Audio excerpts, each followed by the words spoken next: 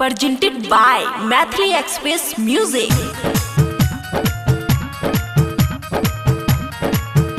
खुशी recording studio Baluaha. और हमरा गाँव में अइले रचर के सफारी करे छौरा रे कंबल के व्यापारी रे छोरा भागली कि नहीं तो से हे रे हमरा गाँव में अइले रचर के सफारी करे छौरा कंबल के व्यापारी जबन छलो पसंद धरा धर लइले बेगे जान कमल लइले बेगे जान कमल लइले बेगे जान कमल लइले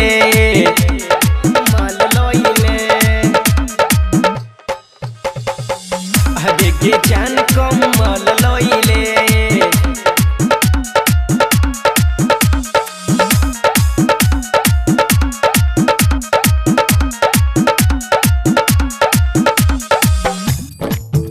केना छौ मोटका की पतर का मोटका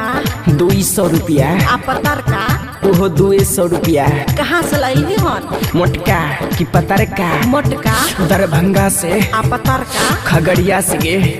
गर्मी देते न मोटका की पतर का मोटका भरपूर आ पतर का ओहो भरपूर गे ओढ़बै केना मोटका की पतर का मोटका फलकावे पड़तो आ पतर ओकरो फलकावे पड़तो गे जब दुनू के फलकाबै ल पड़तै तो मोटका और पतरका की लगेने छारे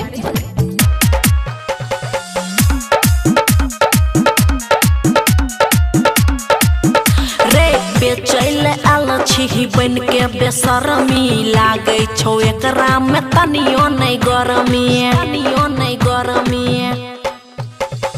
एकरा के ओढ़ भीता चार ने लगतौ सचो में के करो ई याद नहीं अतौ पूरा टेम्पू छो भरल जबन लइले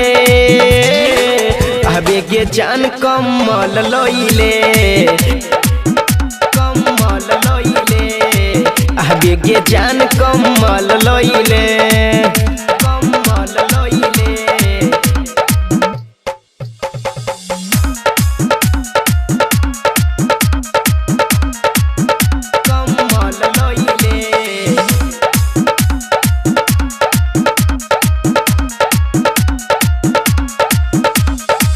खोलबै केना मोटका की पतर का मोटका चेन खोले पड़तो आ पतरका ओकरो चेन खोले पड़तो ओढ़बै कतो मोटका की पतर का अरे मोटका पलंग पर आ पतरका ओकरो पलंग पर क्या कि डबल बेड कन छे गे के आदमी ओढ़ सकै छियै मोटका की पतर का गे अरे मोटका 2 आदमी आ पतरका ओहो 2 आदमी गे अरे गर्मी देतै न मोटका की पतर का अरे करिया मोटका सुपर आ पतरका ओहो सुपर गे जब दोनों सुपर से ऊपर लागते तो मोटका और पतरका की लगेने छारे अब चल भाग डीजे पोका हेरे गर्मी नहीं पड़तो त अब पड़तो कंबल के पैसा लौटाब पड़तो रे छोरा फ्री में ला जाए छुकी